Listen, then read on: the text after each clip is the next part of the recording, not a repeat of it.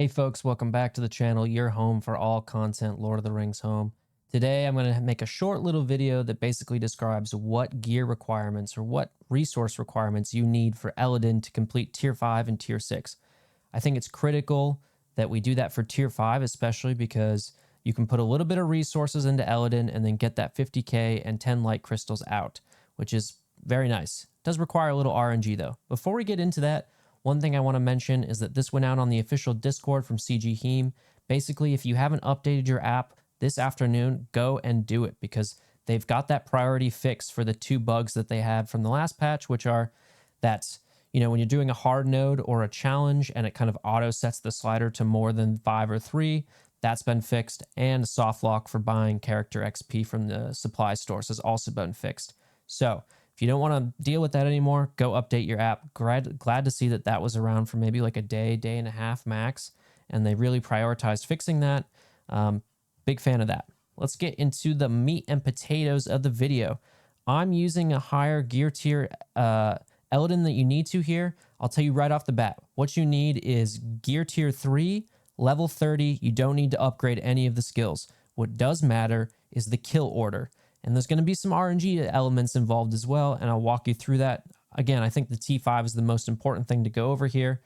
I'm doing it with a higher Elladan in this particular one, but I confirmed this on my free-to-play account, plus there's somebody in the official Discord who showed that you could do this as well.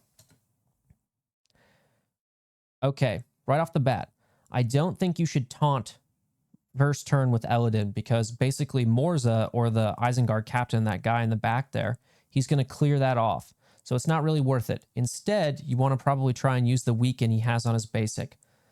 I think the first thing you got to do, though, is you got to go for the engineer. He's got massive AoEs, and he does a lot of... he puts a lot of banes on your team as well. Look at that. All those burns. Not great. So engineer comes first. Then, after that, you want to go for that bruiser in the back. He's going to probably taunt at some point anyway. He's not that hard. He's relatively squishy, so I kind of target him next. Then you want to get mauhur. Mauhur is the damage dealer in this, and he basically is the one causing all the issues. You can leave the captain for last. A lot of his abilities are kind of like based around the team, and so when it's just him left, he's pretty easy to take out. One thing I want to tell you, the strategy I was trying to use was there are 2 people on this team that have weaken on their basics, Miri and Elladan. So anytime any of those turns came up, what I was trying to do was pop over to mauhur and put a weaken on him. That way he wasn't just deleting my team. At this level, Elladan isn't guaranteed to put a weaken on like each time, but there you go. I just put weaken on with Miri. So both of those are good characters to try and put, like, control mauhur so that he doesn't delete your team. The rest of this is pretty self-explanatory. I mean, it already looks like you're going to win. I really do like that Elrahir Elladan team up animation. I think that's really good. Dropping a few frames. That's okay. I was doing screen mirroring. Okay. I think I actually lose Elladan here. When I did it on my free-to-play account, it maybe took me 3 to 5 times before I sort of got it working. So if it doesn't work, don't worry. Just keep trying again. You can definitely do it. Level 30, gear 3. Don't need to upgrade any of the skills. Cool. That's a win there. Takes about 23k to get to level 30. Another few thousand gold to upgrade to gear 3, right? So you're still going to get like 25k gold out of that, plus the 10 light crystals. So I think that's worth it, just to put a few of those resources in. Let's look at tier 6 here. Sorry if you can see the other me behind there. This is from the live stream I was doing. Tier 6, I'm going to recommend something along the lines of level 45 and trying to go G5 or G6 here. I do kind of assume that if you are spending money on Elladan to get him to 5 stars, that you're also going to be putting, resources into him. Maybe not right away because you weren't, actively hoarding, but before the end of the event, you're definitely going to get him up. In this particular case, this team, the kill order I went with was Engineer first again. Then I went Mauhur second because he is the damage dealer on this team. Once he kind of goes away, this team becomes less of a threat.